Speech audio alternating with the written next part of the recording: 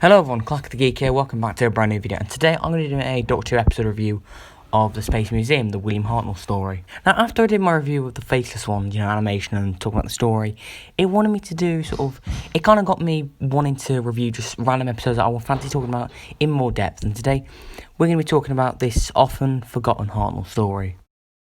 Now, in 2014, Doctor Who magazine put out a poll for its readers to vote for what was the best episode, and in the issue shown on screen, they'd ranked every single episode from An Unearthly Child to Time with the Doctor, and the Space Museum was ranked as the 10th worst Doctor Who story of all time. Now remember, this means it was ranked lower than stories like Asylum of the Daleks, The Doctor, the Widow and the Wardrobe, The Curse of the Black Spot, The Idiot's Lantern, Paradise Towers, and Warriors of the Deep. I don't think it's anywhere near that bad, and here's why. Now, the Space Museum is a 4-part story from the second season of classic Doctor Who during the William Hartnell era. The main criticism of the story is that it's allegedly boring, which I completely disagree with. It has some genuinely interesting sci-fi ideas, and even though not all of the story is focused on those ideas, it's still entertaining to watch. The first episode is absolutely fantastic. It's just dripping with atmosphere and interesting stuff.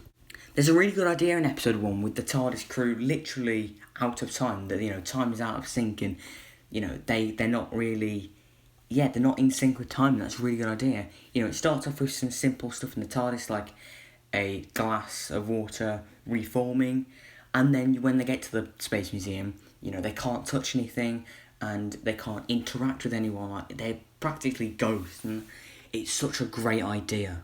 And then later on, episode 1, they get a glimpse of their future, and they see them preserved in museum displays. It's a really great it's a great idea, and it's really been built up well, with little things near the beginning of the story, and it culminates into them seeing their future. And then when the museum displays disappear, it can only mean one thing: time's caught up with them. And the cliffhanger is great. They're now in mortal danger. They can now get killed or be put in the museum. It's a brilliant cliffhanger. Now the thing is, part 1 is so brilliant that it kind of makes up for some of the shortcomings in the later half of the story. But nonetheless, it's still an enjoyable story from parts 2, 3 and 4. There's some really entertaining action scenes, some great character stuff, and nice bits of humour sprinkled in throughout the story, which makes it an enjoyable 4-parter, and it doesn't feel like a slog to get through. Another area where the story shines, in my opinion, are the companions. The current era of the show is often criticised for having a crowded TARDIS, which I kind of agree with. There's too many characters and they don't have enough time. However, in the 60s, because the stories were a lot longer, each character gets a time to stand out. They get their little standout moments. Obviously, some fare better than others, but in this story, I think they're all really well used. Obviously, Ian and Barbara are great. I really like them too as a companion duo. They're really good in the story, and Ian gets a really good moment where he's talking to one of the guards, and it's sort of quite a 7th Doctor-esque little speech. It's really well done. But for me, the standout of the story is Vicky. I've always found Vicky a really underrated companion. She tends to get overshadowed a lot by other companions, like Susan and Ian and Barbara and other 60 companions. But I think she has a really good character, and she's really relatable. Now, when you look at her in her first story, The Rescue, which is another great story and very underrated, she's very much, she's lonely, she's lost on this planet, and she's craving company. But when she is invited aboard the TARDIS, and when she starts travelling in space, with the Doctor, she becomes a better person, she's more independent. And in this story, she ends up starting a revolution on her own. The Doctor's out of action, Ian and Barbara are out of action, and it's a great character journey. She's become more independent, and I really like that about it. I also just love the idea of the Space Museum.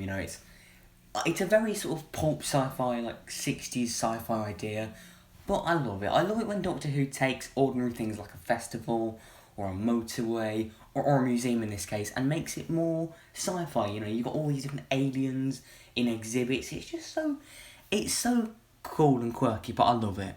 You also get a cameo from a Dalek in the story, which it's just the casing, not the actual mutant, but it's still cool, and it was the first time that you really saw sort of fan service in Doctor Who, which is really cool. And considering this leads into the next story, The Chase, which does feature the Daleks, it's a nice little hint as to what's to come. Also, the Doctor hiding in it is absolutely hilarious. It's not without its flaws, you know, as I say, after sort of part 2, it does get a bit wishy-washy with an oppressive empire, rebels, you know, etc, etc. But it's still fun to watch, and I have a blast every time I watch it. And isn't that kind of what you come to Doctor Who for? To not only, you know, be interested in the ideas, but also just to be entertained. And I think this story has that in equal measures. To conclude, I think this is a great story. Part 1 has a fantastic, you know, concept with some great mystery and intrigue, and while the parts 2, 3 and 4 don't necessarily have that, it has instead some great action, great character stuff, really good use of the TARDIS team, and just the entertainment value that Doctor Who should always have. So I hope you enjoyed the review. If you want to see more episode reviews, then leave in the comments, leave me any suggestions of what episode I should review next, and it's Clack of the Geek, signing out. Bye.